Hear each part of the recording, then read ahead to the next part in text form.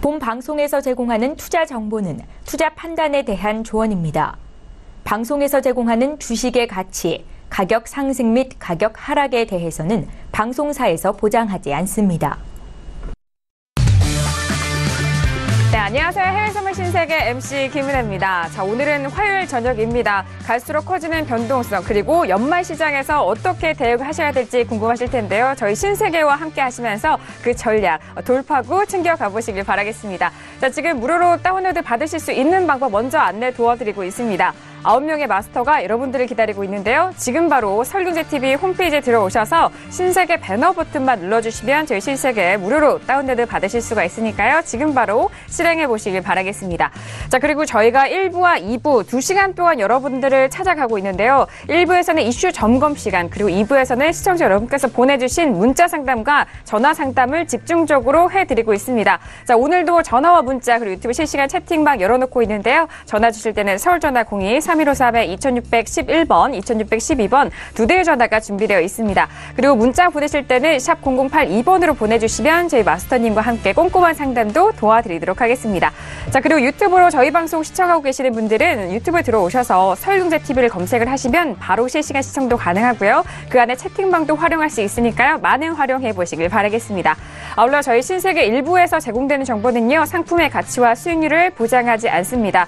더불어 저희 설경제TV는 자본시장 통합법을 준수하고 있습니다. 1:1 투자 상담과 유사수 신행위, 무인가 영업행위, 불법 대여 계좌 홍보 및 가입 권유 등 이런 모든 불법 사항에 대해서 엄중하게 금지하고 있다는 점 또한 다시 한번 유의해 주시길 바라겠습니다. 자, 오늘은 조금 더 어제보다는 날씨가 좀 포근해진 날씨인 것 같은데요. 자, 오늘 화요일 저녁 함께해 주실 출연진 분들을 소개를 해드리도록 하겠습니다. 자, 먼저 이익재 해설위원님 나오셨습니다. 어서 오세요. 네, 반갑습니다. 네, 안녕하세요. 해외선물 신세계 해설을 맡은 이익재라고 합니다. 이번 주에 목요일 날 미국 땡스기빙데이 그 휴일이 있어가지고 목요일과 금요일 이틀간 조기 종료하는 그 CME 해외선물 시장이 좀 있는데요. 좀 비교적 한산한 거래량인데도 불구하고 각 상품별로 변동성이 좀 나오고 있어서 편안하게 매매할 수 있는 그런 주간이 되지 않을까 싶어가지고요. 오늘 즐거운 해설로 같이 한번 방송을 만들어 보도록 하겠습니다. 네, 알겠습니다. 항상 이렇게 부드러운 목소리로 저희에게 인사를 해주시는데 오늘은 좀 짧게 머리를 치고 오셔서 이전과는 좀 분위기가 다른데요. 오늘도 2시간 동안 많은 기대해보도록 하겠습니다. 자, 그리고 어제 첫눈처럼 다가왔던 그녀입니다. 네. 자, 오늘도 포근한 햇살로 인사를 해볼까요? 김경윤 PD 오늘도 함께합니다. 네, 안녕하세요. 해외선물의 사이다 김경윤입니다. 네, 오늘도 이 자리에서 여러분과 함께하게 됐는데요. 오늘도 정확하고 빠르고 또 재미있는 시황 여러분께 들려드리도록 하겠습니다. 네, 알겠습니다. 어제 시청자분들께도 좀 뜨거웠어요, 반응이. 네, 너무 정말 차분하고 정말 꼼꼼한 그런 외신 전해준다라는 그런 의견이었는데, 자, 오늘도 김경윤 PD 많은 기대를 해주시길 바라겠습니다.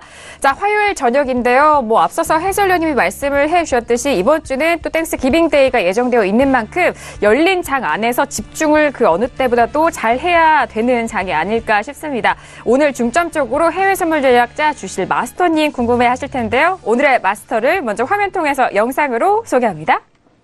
해외 선물 신세계 정식 오픈! 검색창에 서울경제TV 홈페이지를 검색하신 후 홈페이지 우측에 신세계 배너를 클릭.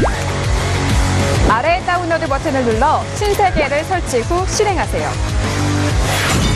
회원 가입 후 1577-7451로 전화해 무료 참가 신청을 하면 준비 끝! 신세계의 여러 마스터 중 나만의 마스터를 선택! 실시간으로 마스터의 매매 내역을 무료로 받으세요. 트레이딩의 액션, 해외 선물 신세계. 자세한 사항은 문의 전화 및 홈페이지를 참조하세요.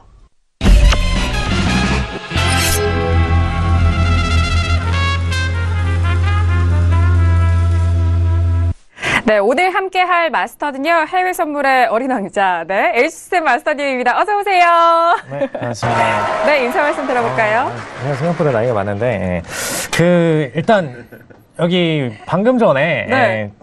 신세계로 56.3351 매매 포인트를 터트리고 왔습니다. 네, 터트리고 와서. 나스닥인가요? 네, 아니죠. 56.33이면 이제 5일이죠. 아, 네, 5일이요? 5일 포인트를 네네. 터트리고 와서 이제 네. 수익을 안겨드리고 바로 왔는데, 예.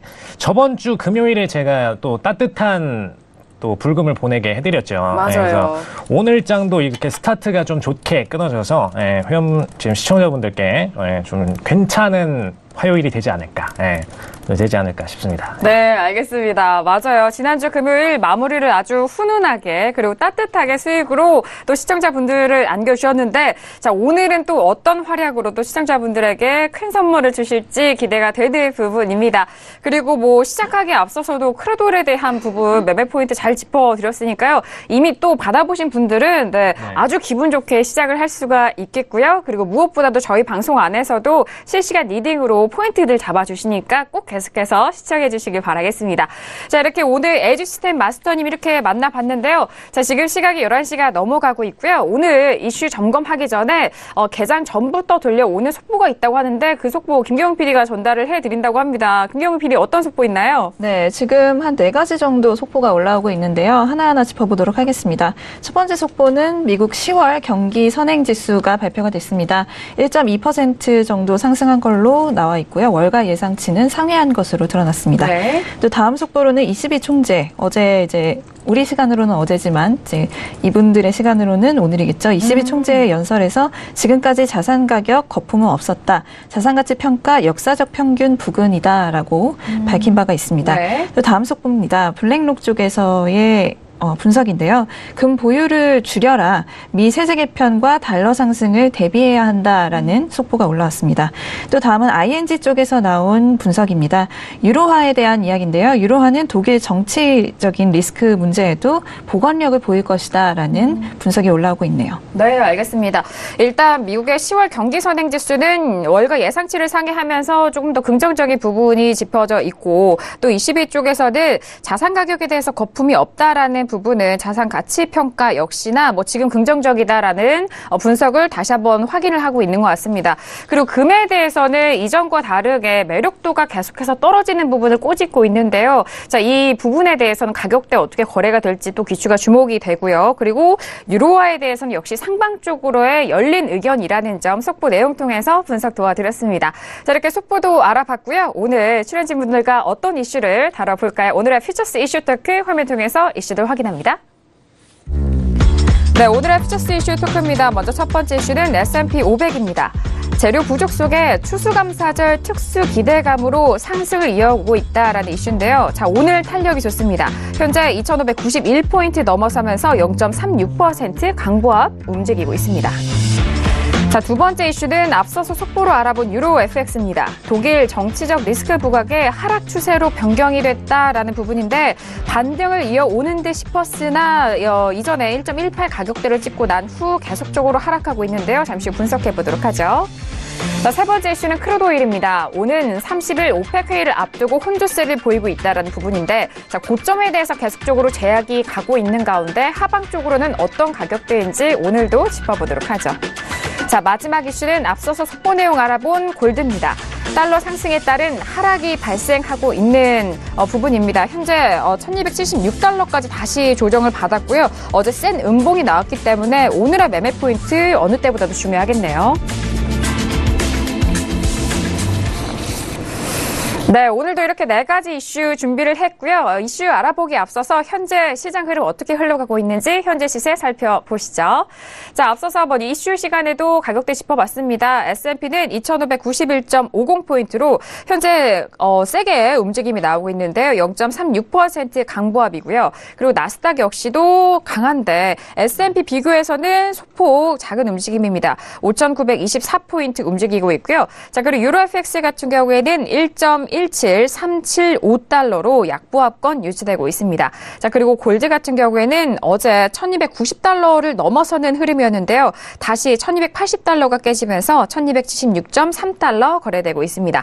자, 그리고 크루드오일 같은 경우에는 57달러 안착이 되지 않았고요. 56달러 중후반대 움직이고 있는데요. 56.47달러에서 거래되는 모습 확인하셨습니다. 네, 이렇게 현재 시세도 살펴봤고 이어서 첫 번째 이슈로 바로 점검 들어가 보도록 하겠습니다.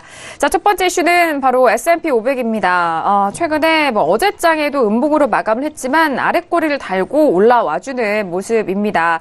자, S&P에 대해서는 어제 양봉으로 마감이 됐는데요. 자, 오늘 그 탄력을 힘입어서 오늘장 아주 세게 올라오고 있는데 개장 전이지만 먼저 업앤다운 확인한 이후에 다시 한번 의견 나눠보도록 하겠습니다. 자, 준비되셨나요? 들어볼게요. 하나, 둘, 셋.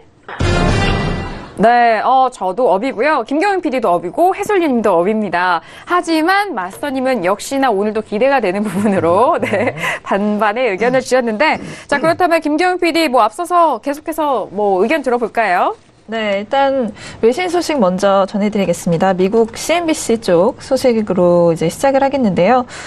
지금 지수 선물이 조금 아까 굉장히 좀 많이 상승을 했다라는 소식이 올라왔습니다. 아무래도 좀 세제 개편안에 둘러싼 좀 우려가 좀 이제 많이 사라지고 있는 상황이고요. 네.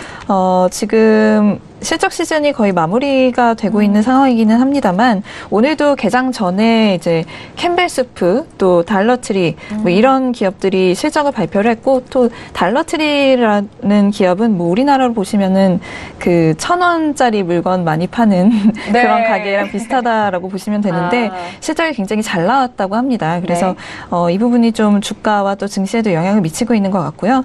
또 오늘 장이 끝난 이후에도 많이들 아시는 기업인 휴레패커드라든지 HP 그리고 게스 이런 기업들의 실적 발표가 예정이 되어 있기 때문에 오늘 좀 증시를 좀 견인할 수 있는 어떤 모멘텀이 되지 않을까 하는 생각이 듭니다. 네, 알겠습니다. 일단 실적 시즌에 대해서 이제 마무리가 돼가고 있는 국면 그리고 어제 또 땡스기빙 데이에 대해서 그 블랙 프라이데이에 대한 부분 좀 짚어주셨는데 그 부분의 기대감은 여전히 살아있는 것 같고요. 하지만 세제 개편에 대해서는 처음에는 상승 랠리 재료로 이용이 됐으나 현재는 좀 우려감이 현실화되면서 그 부분도 함께 작용한다는 점 외신 의견도 함께 들어봤습니다. 자, 이렇게 S&P 500 첫 번째 이슈로 의견 나눠보고 있는데 바로 해설위원님의 의견 들어볼게요. 해설위원님 역시 업이시죠? 네, 오늘 저도 업 의견을 드렸는데 오늘 저희 헤드라인과 같이 그 땡스기빙 데이에 대한 그런 그 기대감도 있어서 그 S&P는 계속 상승적으로 가고 있고 연초부터 계속 상승 추세가 좀 지속되는 방향이 있어서 방향성인 구간도 지금 상승으로 보고 있습니다. 다만 미국 쪽에서 이제 세제 개편안이라든지 러시아 스캔들 같은 그런 정치적 불확실성은 있는데 지금 트럼프 대통령이 어느 정도 지금 오바마 케어에 대한 일부 양보를 하면서라도 세제 개편안을 연내 통과하겠다는 이런 의지를 강력하게 표명하고 있는 만큼 이 세제 개편안에 대한 그런 불확실성을 조금씩 좀 낮아지는 그런 측면으로 보고 있거든요. 그래서 그런 측면이나 여러 가지 시황적인 부분으로 큰 폭의 상승은 좀 제한될 수 있겠지만 단기적으로는 매수 접근이 조금 더 안전하시고 좀 편안하게 매매할 수 있는 방법이지 않을까 싶습니다. 네, 알겠습니다. 일단 많이 올라온 측면은 있지만 매수적 관점으로 시장을 좀 분석하는 것이 조금 더 유리하고 유효한 전략이다라는 분석을 이어오고 있습니다. 지금 개장 전이기 때문에 저희가 개장 후 다시 지수에 대해서는 짚어드릴 테고요. 지금은 개장 전에 지금 현재 나온 불거진 이슈에 대해서 재료들에 대해서 함께 좀 전달을 도와드리고 있는데 저도 오늘 역시 업에 대한 의견을 드렸습니다. 자, 저도 어제에 이어서 오늘도 업인데 현재 가격은 좀 많이 올라오긴 올라왔어요. 그래서 저는 개장하고 난 다음에는 조금 이 가격대에서 눌릴 수 있지 않을까. 왜냐하면 그 전에 고점이 일단 11월 9일에 기록했던 2,594입니다. 이 점을 넘지 못한다면은 전 다시 좀 눌릴 것으로 예상을 하면서 2,580 초반에서부터는 눌림 매수 전략이 좀 짧게는 유효하지 않을까, 그런 구간이지 않을까라는 분석에서 저도 오늘 눌림 매수 전략 업에 대해서 의견을 보태드리고 있습니다. 자, 이렇게 첫 번째 이슈 S&P 500에 대해서 의견 나눠보고 있습니다. 그렇다면은 마스터님은 먼저 신세계를 통해서 어떤 또 포인트를 짚어주셨는지 또 현재 어떤 의견을 주실 건지 궁금합니다. 오늘 관망에 대한 의견 주셨잖아요. 네, 들어볼까요?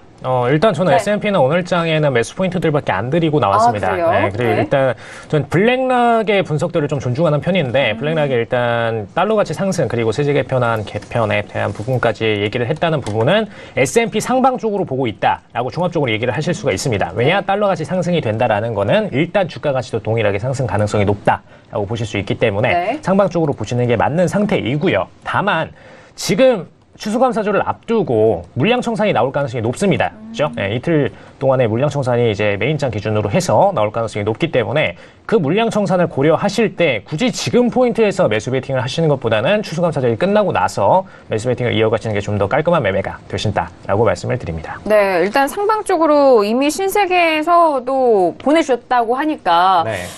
그렇다면 만약에 상방 쪽으로 매수적인 관점이면 이미 또 수익 나는 구간이 있을 것 같은데요. 아니요, 네? 매수 포인트를 드리고 네. 왔고요. 아, 그래요? 네, 매수 네. 청산은 이미 다 했죠. 네, 아, 청산은 다 했고, 네네. 이제 매수 포인트, 추가적인 포인트를 드렸는데, 저는 웬만하면 이제 이번 주에는 추가적 진입은 하지 마셔라라는 의견으로 가고 있습니다. 네, 알겠습니다.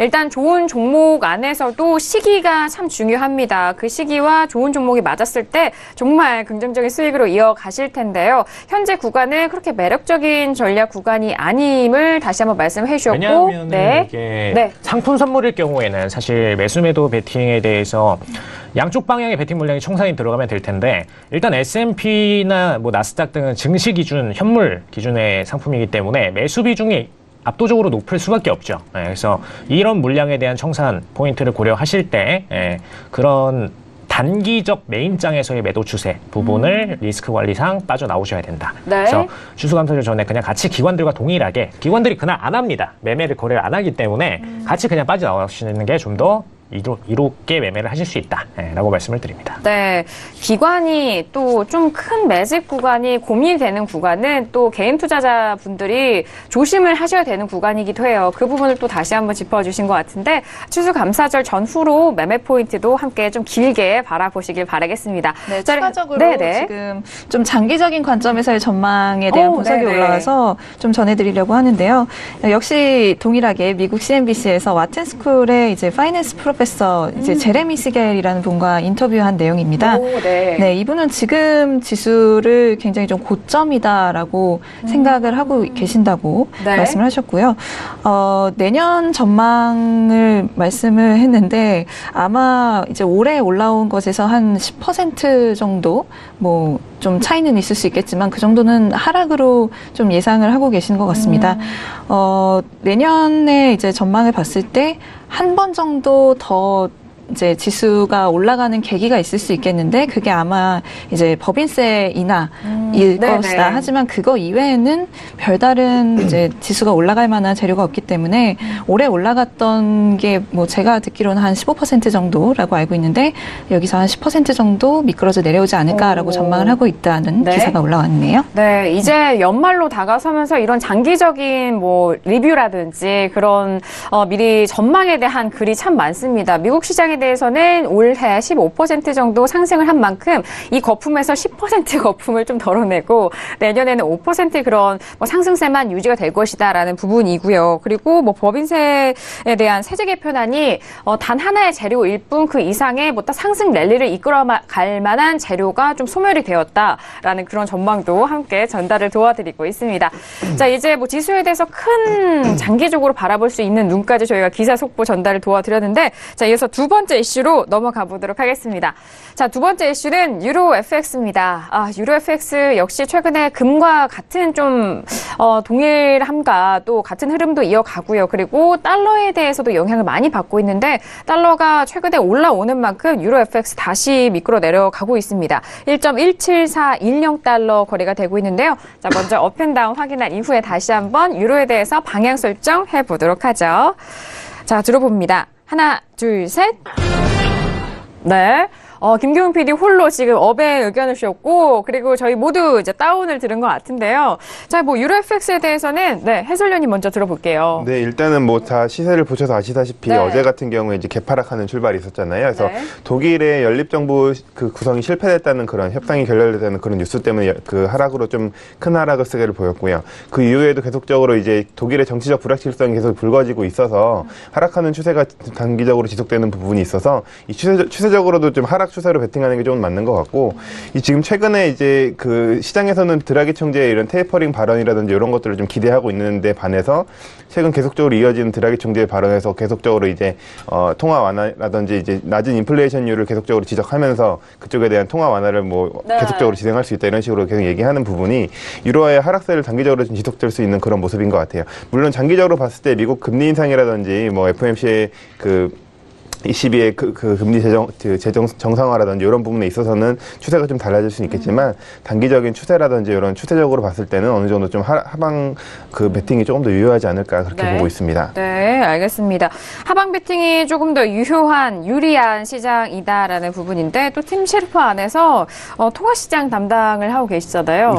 네, 그렇죠. 그 어느 때보다도 유로에 대해서 또 해주고 계시는데 그렇다면 최근에 그 고점이라든지 저점 좀 밴드를 잡아주신다면 어떻게 생각하시나요? 일단 단기적으로 제가 이제 밴드를 매일매일 드리긴 하는데 오늘 같은 경우에는 지금 목표가는 1.1760까지 드렸는데 목표 1.1720까지 드렸었는데 거의 지금 목표가 다 온 상태거든요. 단기 밴드를 좀 크게 보진 않는 상황인데 사실 그 지금 추세가 좀 지속적으로 하락하는 부분이라 오늘 같은 경우에는 지금 하락세로 좀 떨어지는 부분에서 지금 단기 봉으로 봤을 때 오늘 저점 수준인 1.2720이나 1.2715까지는 충분히 좀 하락세를 유지할 수 있을 것 같고요. 오늘 추세가 종가상으로 그렇게 끝나게 되면 내일 정도 추가적인 하락이나 이런 부분으로 밴드 계속 열려 있는 상황이니까 시장을 봐가시면서 대응하시는 전략이 좀 좋을 것 같습니다. 네, 알겠습니다. 이럴 때일수록 또 물량 조절을 통해서 목표가 그리고 수익을 조금 더 늘릴 수 있는 부분이 되겠네요. 오히려 이렇게 좀 시장이 그런 내용이 좀 이슈가 있고 추세적으로 하락하는 추세가 있을 때 상당히 좀 편하게 매매할 수 있는 구간인 것 같거든요. 또 지금 뭐 독일의 이런 정치적 불확실성은 단기적으로 해소될 수 없다는 그런 이슈가 더 많기 때문에 그런 의견이 많기 때문에 좀 이제 시장을 봐가면서 매매하시는 게 아무래도 시장 대응하시는데 조금 더 편안하게 매매할 수 있는 방법이 있지 않을까 싶습니다. 네, 일단 시장에서 재료를 주는 부분이기 때문에 이런 재료를 잘 좀 얻어 가시면은 수익이 정말 긍정적으로 창출이 되겠네요. 좀 길게 바라보실 때 좀 편한 종목이다. 유로에 대해서 좀 말씀을 해주셨고 오늘의 진입가는 1.1760이었는데 지금 현재 목표가 근처까지 왔고 그 아래쪽으로 조금 더 하방 쪽으로 열려있는 부분이기 때문에 좀 수량 조절하시면서 수익 극대화해 보시길 바라겠습니다. 자, 그러면 이어서 김경훈 PD 의견도 들어볼게요. 좀 다른 의견이잖아요. 네. 혼자 다운을 들어서 좀 외롭네요. 네. 혼자 업을 들었죠. 죄송합니다. 네, 일단 제가 아까 전에 시작하기 전에도 속보를 전달해 드렸는데 ING 쪽에서 이제 유로화 정치적인 문제에도 불구하고 복원력을 보일 것이다라고 분석을 했다라는 속보를 전해 드렸었죠. 마찬가지로 외신에서도 여기 보시면 as markets look beyond politics라고 나오는데 정치적인 문제를 좀 뒤로 차치하고 일단은 좀 그냥 이 유로화 자체의 가치만을 좀 본다라고 하는 뉴스가 올라오고 있는 것 같습니다. 그래서 보시면 좀 가장 나쁜 시나리오는 지금 이제 독일발 이제 정치적 리스크가 생각보다 해결되는데 조금 오래 걸릴 수도 있겠지만 이 시장은 만약에 이런 상황이 벌어진다고 하더라도 좀 특별한 게 뭐 더 나올 거라고 생각하지는 않는 것 같습니다. 그래서 여기 보시면은 또 CNBC 기사를 참조를 하면요. 이 정치적 불안감이 이 유로를 좀 끌어내릴 수 없을 것이다라고 주장하는 기사가 있는데 지난주에 나온 데이터에 의하면 독일 경제가 이렇게 분석가들이 분석한 것보다 굉장히 좀 긍정적인 네, 그렇죠. 그래서 투자자들 역시 좀 독일 경제를 긍정적으로 평가를 하고 있기 때문에 이런 정치적 이슈에도 불구하고 유로에 대한 좀 전망을 좀 긍정적으로 보고 있다라고 보시면 될 것 같습니다. 그래서 저는 업을 들었습니다. 네, 알겠습니다. 일단 지금 최근 불거져 오고 있는 유럽발 그 독일발 리스크에 대한 부분, 뭐 유로 생각하실 때 워낙 독일이 비중이 크기 때문에 좀 걱정들을 하실 텐데 리스크는 좀 장기화될 가능성은 있지만 이 장기화된다고 해서 유로에 큰 영향을 미치기보다는 뭐 오히려 그 안에서 잘 머무러질 것이다. 네. 그렇기 때문에 장기적으로는 상승 방향 쪽으로는 문제가 없을 것이다라는 좀 장기적인 뷰에 한해서 또 김경훈 PD는 업에 대한 의견을 드렸습니다. 자, 하방 쪽으로 좀 제한적인 부분일 것이다라는 뭐 속보 내용, 기사 분석 내용도 함께 했는데요. 저는 다운의 의견을 들었는데 오늘 지금 0.08%가 빠진 1.17400입니다. 전 최근 구간을 반등시 매도 구간으로 보기 때문에 상승에 대한 부분도 뭐 재료가 그렇게 많지는 않고 뭐 앞서서 김경훈 PD가 말했던 것처럼 하방 쪽으로의 재료도 뭐 쏟아질 만한 그런 재료는 없을 것으로 보인다 해서 현재 가격대에서 저는 1.18 가까이 오면은 저는 반등시 매도 전략으로 좀 짧게 끊어 가시는 것도 괜찮지 않을까라는 생각에서 반등시 매도 전략으로 다운의 의견을 드리고 있습니다. 자, 이렇게 두 번째 이슈 유로 FX에 대해서 의견을 나눠보고 있습니다. 워낙 뭐 정치적인 부분, 시황적인 부분도 생각을 할 살 타이밍이고요. 그리고 달러에 대해서도 영향을 많이 받는 종목인 만큼 마스터님의 의견이 그 어느 때보다도 너무너무 궁금한데요. 마스터님 역시 오늘 다운의 의견 주셨습니다. 들어볼까요? 네. 네, 아까도 제가 말씀드렸다시피 이제 블랙락의 의견을 좀 존중해서 이제 달러 상승 부분, 결국 반대로는 유로는 하락 부분이죠. 네, 하락 부분에 대한 모멘텀을 갖고 있다라고 보시면 될 것 같고요. 근데 문제가 지금 드라기 총재 연설이 어제 있었는데 드라기 총재가 최근에 움직이는 흐름을 보면은 1.18 이상만 올라가면은 양쪽 하나 관련된 연설들을 계속 해주고 있습니다. 네, 그런데 이 모습을 볼 때는 드라기 총재 입장에선 1.18 이상을 허용을 하지 않고 싶어하는 모습이 보여지고 있고요. 그런데 중앙은행 총재들은 1.19까지도는 괜찮다라는 움직임을 좀 보여주고 있습니다. 그래서 이 관점들을 종합해서 볼 때는 평균적으로 이제 1.18, 500 정도에서 상한선을 그어 나가시는 게 좋으실 것 같고요. 이제 아래로는 좀 더 낮춰서 기존에 이제 17에서 19 영역대를 큰 밴드로 보셨는데 네. 좀 낮춰서 이제 16.500, 16500 정도까지를 보시는 게 좋을 것 같고요. 근데 문제가 드라기 총재가 어제 연설할 때 이제 뭐 양적 완화에 대한 부분도 동시에 언급하면서 하방 모멘텀을 줬지만 그 과정에서 어떤 임금 상승 그리고 이제 추후 유로존의 경기가 호조될 것이다 라는 얘기를 동시에 혼합해서 했습니다. 그럼 이 모멘텀을 볼 때는 추후 유로의 정책은 상방에 대한 정책을 필 모멘텀을 얼마든지 갖고 있다 라고 보시면 될 것 같고요.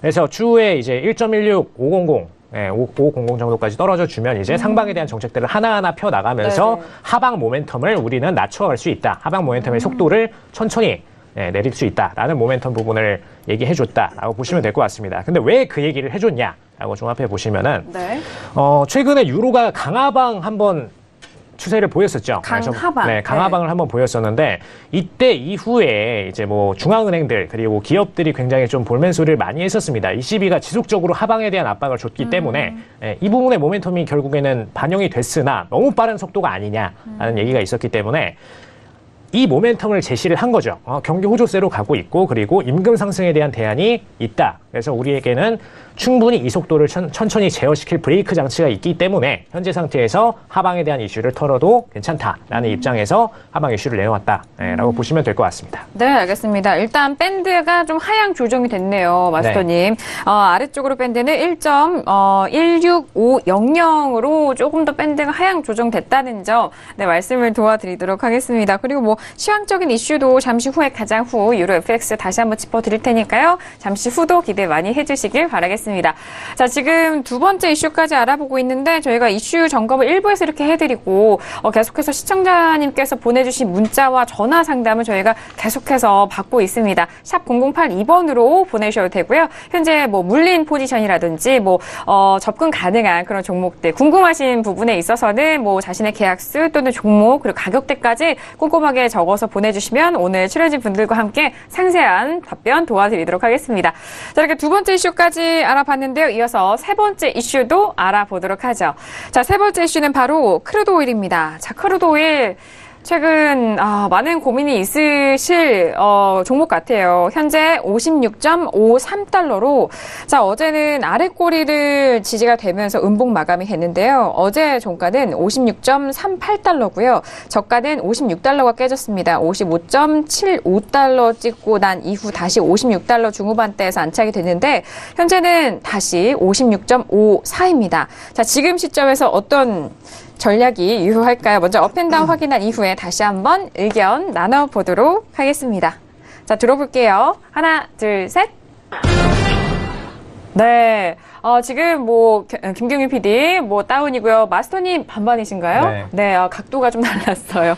저 그리고 다운이고 그리고 해설위원님도 역시 반반이신 것 같은데 이렇게 의견이 좀 엇갈리는 거 보면은 좀 할 얘기도 많고 어려운 것 같아요. 해설위원님 어떠신가요? 크루드오일 가장 거래 많이 하시는 상품이고 관심 많은 상품인데 저도 좀 주의 깊게 보고 있는데 상당히 좀 매매가 어려운 것 같아요. 요즘 같은 경우에는 더군다나 더 어렵고 최근에 좀 급등했던 부분이 어제 좀 하락하고 이런 식으로 좀 횡보세가 좀 왔다 갔다 좀 이렇게 폴짝 맞추기처럼 좀 어려운 시장인 것 같아서 제가 봤을 때는 굉장히 좀 어려운 시장이라 일단 관망 의견을 드렸는데 뭐 자리가 보이고 어느 정도 추세가 확인이 되면 매매에 임하시는 게 맞겠지만 뭐 본인이 봤을 때 자리가 안 보이고 좀 어려우면 관망하는 것도 굉장히 좋은 투자인 것 같거든요. 그래서 지금 크루드 오일 같은 경우에는 뭐 미국의 주간 원유도 계속적으로 좀 증가하는 그 증가세가 좀 나오고 있고 내일 좀 발표가 있고요.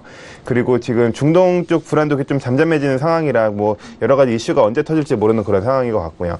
그래서 11월 30일 날 오펙에서 감산 합의가 좀 진행이 예정되어 있는데 오펙 감산 같은 경우에는 지금 시장 컨센서스가 이제 감산이 뭐 연장될 거로 보고 있기 때문에 그런 부분이 대부분 가격에 녹아져 있거든요. 그래서 지금 추가적인 이슈나 이런 수급이나 이런 부분에 대한 뉴스가 나오기 전까지는 계속적으로 좀 이제 횡보하거나 위아래를 좀 흔드는 장이 좀 연출될 것 같아서 네. 뭐 짧은 구간의 매수 매도를 통한 이런 그 수익 실현은 가능할 수 있는데 장기적인 추세를 보고 매매를 하시기에는 굉장히 좀 어려운 자리가 아닌가 싶어서 일단 오늘은 관망 의견 드렸습니다. 네.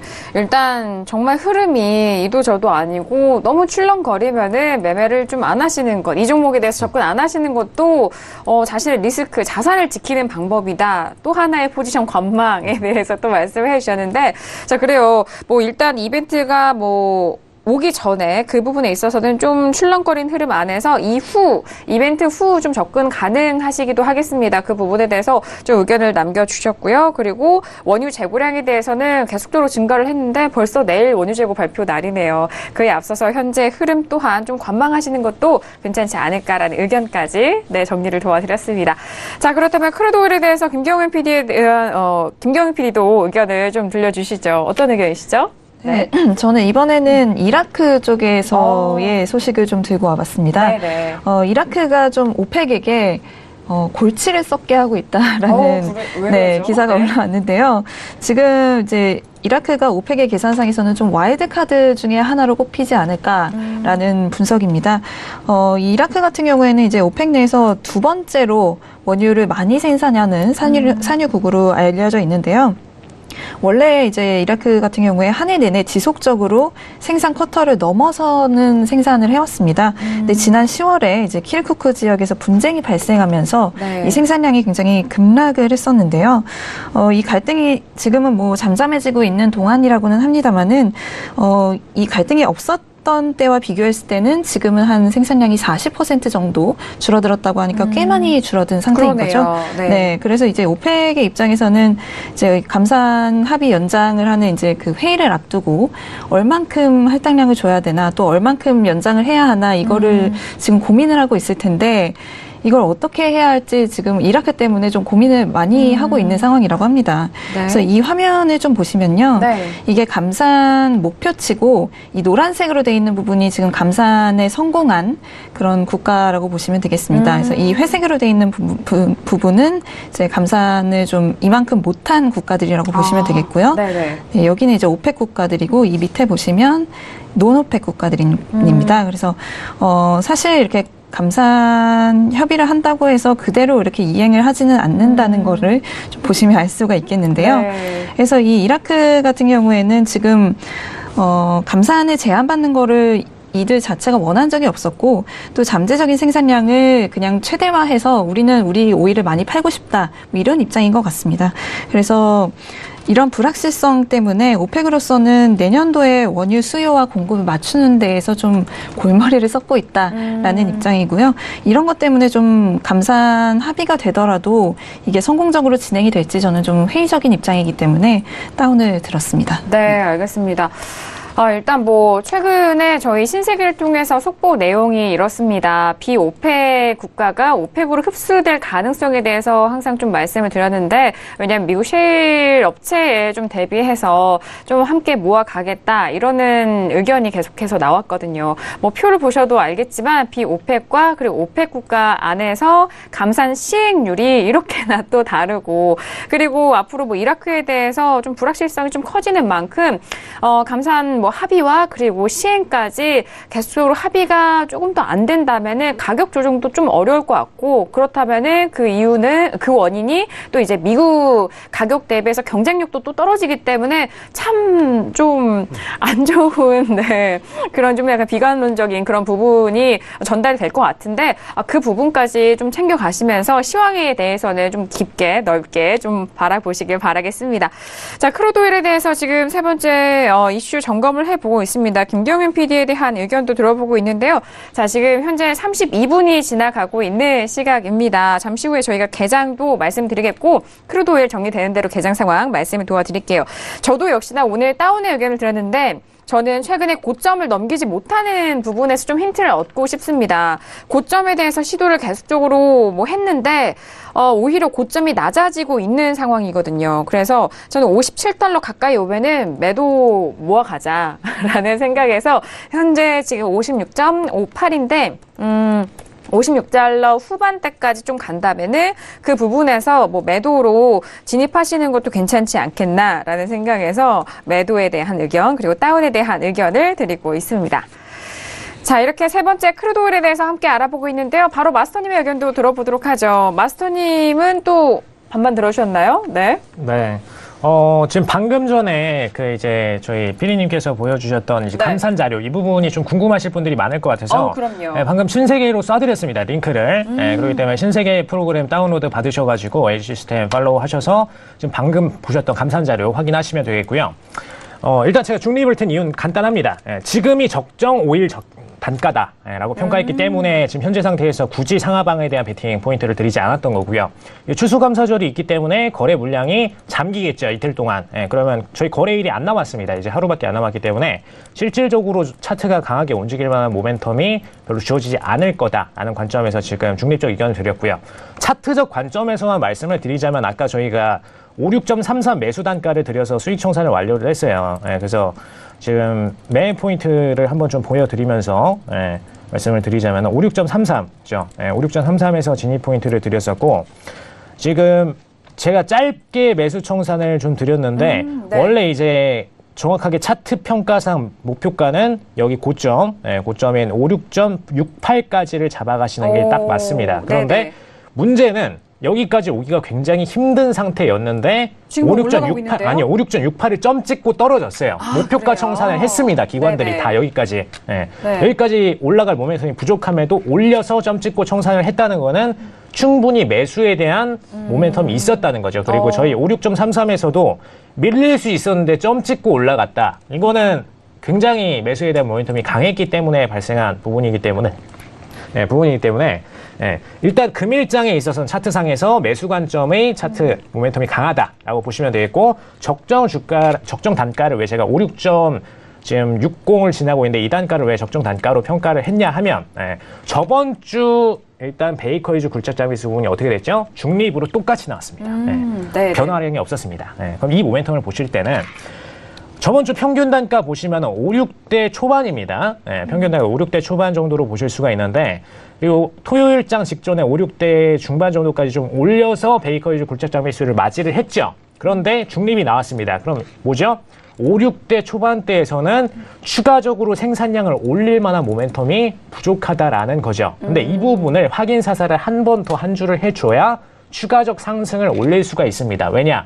오펙 국가들 입장에서 함부로 단가를 올렸는데 만약에 셰일이 급생산량을 증가를 시켜서 이 부분을 빠르게 팔아치웠다. 그럼 뭐죠? 단기적으로 점유율을 뺏기는 거죠. 그럼 이 상태를 안 만들기 위해서는 지금 5, 6단가에서 굳이 단가를 올려서 판매할 이유가 없고요. 현재 단가를 유지해서 지금 베이커리즈 굴착장비수가 토요일장에 발표가 있는데 그때까지 이 단가대로 계속 평균장을 왔다 갔다 플레이를 보면서 단가를 유지할 가능성이 높다라고 말씀을 드립니다. 굳이 알겠습니다. 벗어나더라도 어차피 다시 또 중립으로 돌아올 가능성이 높기 때문에 금일장에는 이번 주 장에는 굳이 상하방 베팅을 크게 가져가실 필요는 없습니다. 짧게 가시면 되겠습니다. 네, 알겠습니다. 현재 구간에서는 일단 보합권 가격대, 그 중심 기준 가격대가 좀 중요해 보입니다. 위로든 아래로든 방향성에 대해서 확인을 한다기보다는 이 중심 가격대 56.60에 대해서 좀 잘 짚어주셨고, 이전에 매수 포인트에 대해서 또 목표가까지 올라가 있는 만큼 그 포인트에 대해서 어제쯤은 좀 음봉으로 마감이 됐지만 오늘은 매수에 대한 그런 좀 거래량, 세력이 좀 세다라는 부분까지 확인을 해봤습니다. 자, 지금 세 번째 이슈 크루드 오일까지 알아봤고요. 지금 시각 37분이 지나가고 있습니다. 오늘의 미국 증시가 개장이 됐는데요. 현재 시세 다시 살펴보시죠. 자, 오늘의 미국 증시 개장이 되면서 지수에 대한 방향성 확인을 해보시죠. 자, 지수 S&P 500 같은 경우에는 상승 탄력 더욱더 높여가고 있습니다. 2,592포인트까지 올라갔고요. 현재 2,592.25포인트 거래되고 있습니다. 자, 뉴욕 증시가 추수감사절을 앞두고 상승 출발했다라는 소식입니다. 현재 보시는 화면은 지수 선물에 대한 부분이고요.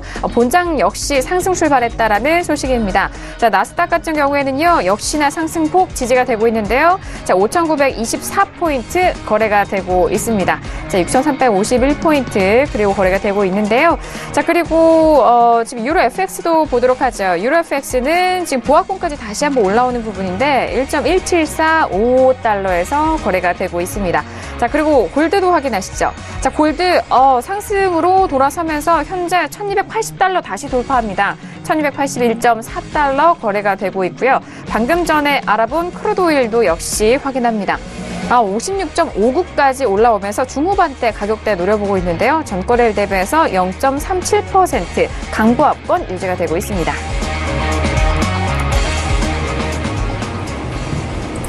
네, 개장을 하면서 S&P는 더욱더 상승 탄력을 얻어가고 있는 상황이고요. 그리고 눈에 띄는 것은 골드가 1,280달러를 다시 돌파한다는 흐름입니다. 자, 그리고 뭐 유로 FX 역시 보합권까지 다시 올라오는 흐름에서 위쪽 꼬리를 달았던 그 부분 가격대 시도를 할지 여부도 또 궁금한데요. 자, 지금 개장을 했는데 경영 PD 지금 현재 뭐 개장 소식 들려오는 거 있나요? 네, 지금 개장과 함께 올라온 기사 읽어드리도록 하겠습니다. 네. 지금 나스닥 같은 경우에는 최고치를 경신했다는 소식이고요. 네. 그리고 다우지수 같은 경우에는 100포인트가 넘는 상승폭을 지금 보여주고 있습니다. 아무래도 이 상승에는 제가 아까도 말씀드렸지만 지금 실적 이제 개장하기 전에 실적을 발표했던 메드트로닉, 홈헬푸즈 그리고 달러트리와 같은 기업들의 실적이 굉장히 잘 나온 데 따른 영향이라고 보시면 되겠고요. 네. 이어서 이제 이 세제 개편안에 대한 기대감도 뭐 어느 정도는 이 증시를 끌어올리는데 어느 정도는 역할을 했다라고 보시면 되겠습니다. 네, 알겠습니다. 자, 지금 뭐 본장에서도 역시 다우지수는 또 100포인트가 좀 넘게 또 상승 출발했다는 점 함께 전달을 도와드리고 있고, 이제 실적 마무리 시즌에서 기업들의 실적 또 호조로 나오면서 이 부분도 지수 상승 견인하고 있다라는 속보까지 개장 이슈 전달을 도와드렸습니다. 자, 뭐 지수에 대해서는 탄력을 계속해서 받고 있는 상황인데요. 이어서 마지막 이슈 도 알아보도록 하죠. 자, 마지막 이슈는 앞서서 1,280달러 다시 돌파했던 골드입니다. 자, 골드는 어제 뭐 상승 흐름에 대해서 달러가 다시 상승을 하는 흐름에서 하락이 발생했다라는 이슈였는데요. 자, 어제 길게 음봉을 뽑아냈습니다. 자, 어제장에는 상당히 변동폭이 컸는데 종가는 1,276달러였고요. 고가는 1,295.1달러였습니다. 1% 넘는 하락세를 보였던 골드. 자, 현재 구간은 다시 반등을 이어가고 있는데요. 업앤다운 확인한 이후에 다시 한번 골드 의견 나눠보도록 하겠습니다. 자, 준비되셨나요? 자, 들어봅니다. 하나, 둘, 셋. 네, 마스터님 홀로 따온 의견이시고요. 저희 3명 업의 의견을 드리고 있는데, 자, 해설위원님, 골드 다시 올라오고 있는데 어떤 내용이죠? 골드 같은 경우에는 최근에 계속 1,270달러 수준에서 좀 지지부진한 흐름을 보여주다가 네.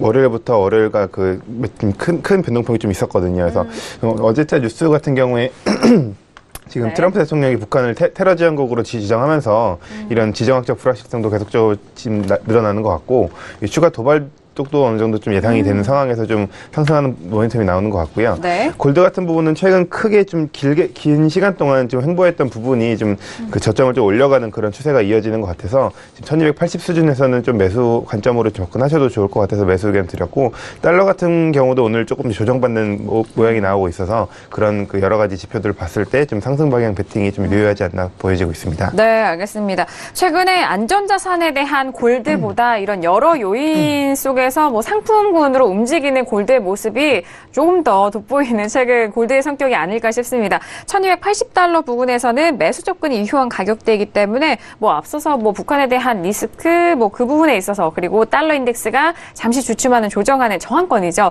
그 부분에 있어서도 함께 영향을 받는다 골드 의견 드렸습니다. 자, 그렇다면 뭐 김경희 PD 뭐 골드에 대해서는 어떤 외신들과 함께 뉴스가 있을까요? 네, 골드에 대해서 또 분석 기사 한번 네. 소개해드리도록 하겠습니다. 이 기사에서는 이제 연준이 골드의 가격에 대한 트리거를 쥐고 있다라고 이야기를 하고 그래요? 있는데요. 네. 이제 연준이 어떤 결정을 하느냐에 따라서 이 골드의 가격도 결정된다라는 의미인 것 같습니다. 그래서 이 연준 회의에서 아무래도 통화 정책 방향에 대한 시그널이 나올 것이라고 투자자들이 기대를 하고 있기 때문에 최근에 좀 많은 투자자들이 골드를 쳐다보고 있는 상황이라고 할 수가 있겠고요. 네. 뭐 최근에는 좀 골드의 안전자산으로서의 그 의미가 좀 퇴색됐다라고 하는 의견도 있기는 하지만 아까도 언급했던 독일에서의 정치적 위기로 인해서 좀 안전자산으로서의 면모도 어필이 되지 않았나 하는 분석도 함께 있었던 것으로 보입니다. 그리고 여기 화면에 보시면 이제 Gold Breakout Coming이라는 제목의 차트가 또 올라와 있는데요. 네, 이 추세선을 이렇게 그어봤을 때 이 가격대가 이제 좀 위로 올라갈 때가 된 것이 아닌가 하는 수렴이네요. 네, 그렇죠. 그래서 이렇게 갔을 때는 좀 골드를 상방으로 볼 수 있지 않을까 하는 의견도 있었습니다. 네, 워낙 최근에 골드에 대해서 너무 매력도가 떨어졌고 지금 움직임이 작아서 그 부분에 있어서 이제 이렇게 잠잠한 종목에 대해서는 오히려 언제 위아래 추세가 나올지 그 부분에 대해서 좀 주의 깊게 보는 투자자들이 많습니다. 자, 골드 가격에 대해서는 연준이 좀 결정할 부분이 많다라는 그런 기사와 함께 지금 좀 상승 쪽으로 재료를 힘을 모아가고 있는 시점이 아닐까라는 그런 분석적인 기사도 차트를 통해서 함께 확인을 하셨습니다.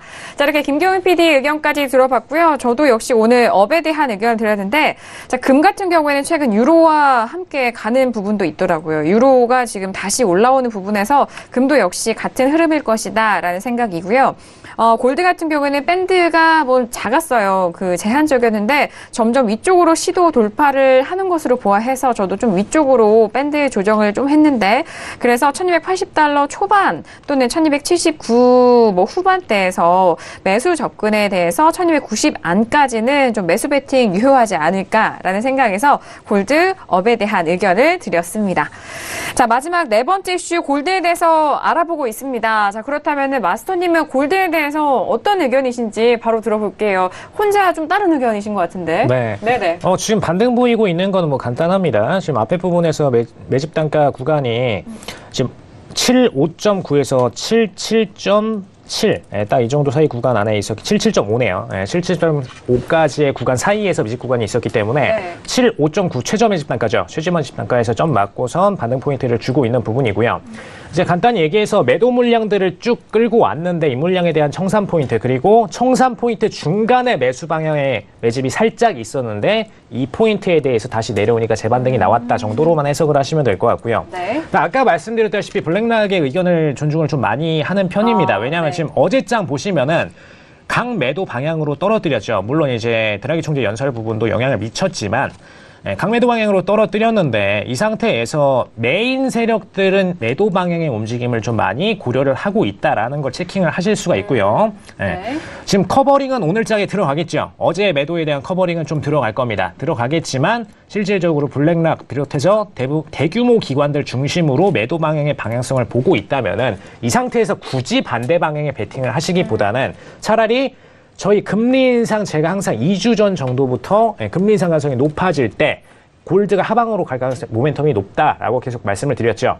이제 2주가 얼마 안 남았습니다. 다음 주면 2주입니다. 그렇기 때문에 지금 추수감사절 빼고 거래일 다 고려하면은 실질적으로 다음 주부터 이제 2주가 스타트가 되는 거고요. 이제 골드 하방 랠리가 시작될 수 있기 때문에 이 부분, 그리고 같이 대규모 기관들의 모멘텀, 이 두 가지를 고려하셨을 때 굳이 지금 상태에서 매수 방향 베팅을 하시기보다는 매도 방향을 천천히 기다리셨다가 저 위에서 매도를 천천히 치시는 게 좋다라고 말씀을 드립니다. 네, 알겠습니다. 뭐 이제 시간이 점점 갈수록 금리 인상 시기와 가까워지고 있습니다. 좀 길게 봤을 때도 뭐 고점에 대해서 매도 방향으로 천천히 모아가시는 전략이 앞으로 뭐 수익권에서 좀 유효하다라는 전략이신 것 같아요. 자, 그리고 뭐 앞서서 블랙록에 대한 뭐 기사 말씀을 드렸는데 금 보유를 좀 줄여라. 그 의견에 조금 더 비중을 많이 실으시는 것 같습니다. 미국 세제 개편과 그리고 달러 상승에 대비해서 금에 대해서는 좀 하방 쪽으로 좀 길게 모아가시는 전략이 앞으로 좀 더욱 좋다라는 의견이신 것 같아요. 네, 참고로 지금 오늘 신세계 포인트를 말씀을 드리자면은 골드 포인트는 굉장히 좀 멀리 드렸습니다. 그렇기 때문에 매도 포인트도 멀리 드렸고 매수 포인트는 거의 안 드렸고요.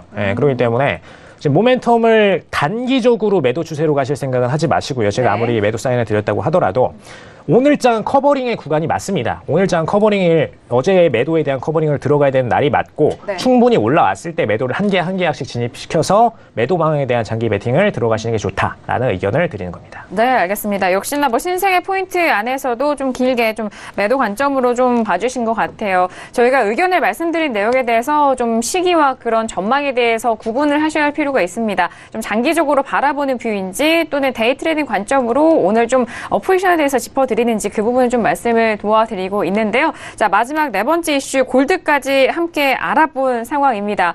뭐 앞서서 마스터님 말씀해주신 뭐 커버링에 대한 부분은 어제 음봉으로 길게 떨어졌기 때문에 자, 매도에 대해서 좀 청산 물량에 대한 부분을 말씀해 주시는 건가요? 네, 어떤 맞습니다. 건가요? 네, 알겠습니다. 자, 그 부분도 다시 한번 함께 챙겨 가보시길 바라겠습니다.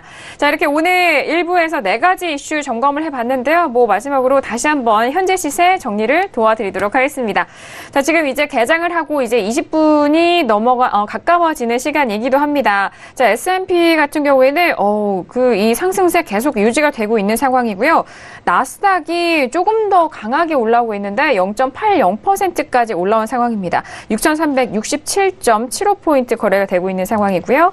S&P에 대해서는 더욱더 상승 여력이 있는 상황입니다. 지금 이슈 있나요? 네, S&P 500 관련해서 1분 전에 올라온 따끈따끈한 기사가 있어서 네. 알려드리려고 합니다. 골드만삭스 측에서 나온 이제 내년 증시 전망인데요. 사실 재미있는 점이 아까 제가 초반에 S&P 500에 대해서 말씀드릴 때 와튼스쿨의 어떤 그 제레미라는 교수님은 맞아요. 네. 이제 내년에 S&P 500이 올해 상승한 폭을 어느 정도 반납할 것이다라고 분석을 했다고 말씀을 드렸는데 네.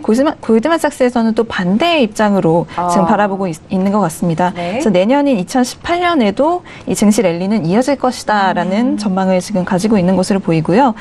내년도에도 한 전체로 봤을 때 10% 정도 현재 레벨에서 10% 정도 상방을 보고 있다라고 이야기를 하고 있습니다. 하지만 여기에는 또 전제가 있는데요.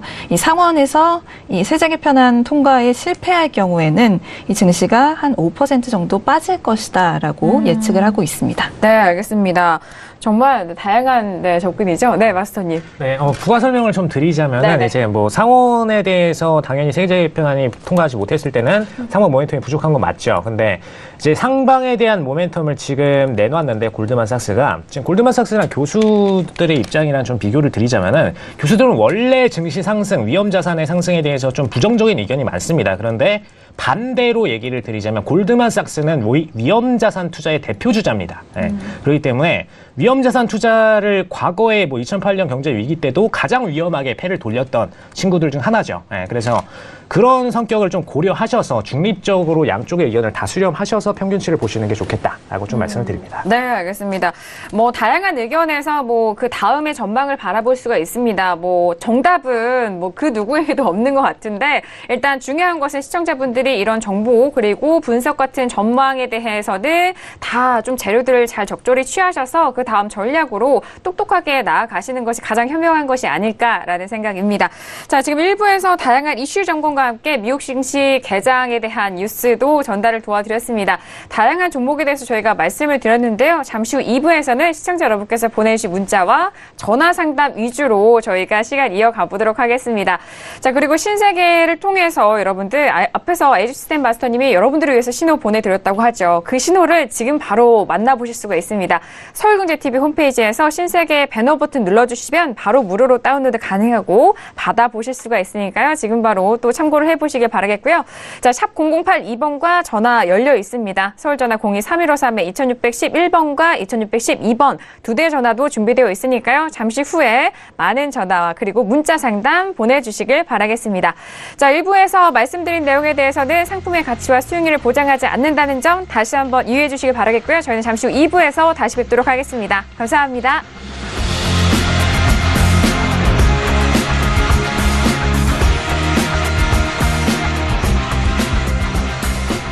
본 방송에서 제공하는 투자 정보는 투자 판단에 대한 조언입니다. 방송에서 제공하는 주식의 가치, 가격 상승 및 가격 하락에 대해서는 방송사에서 보장하지 않습니다.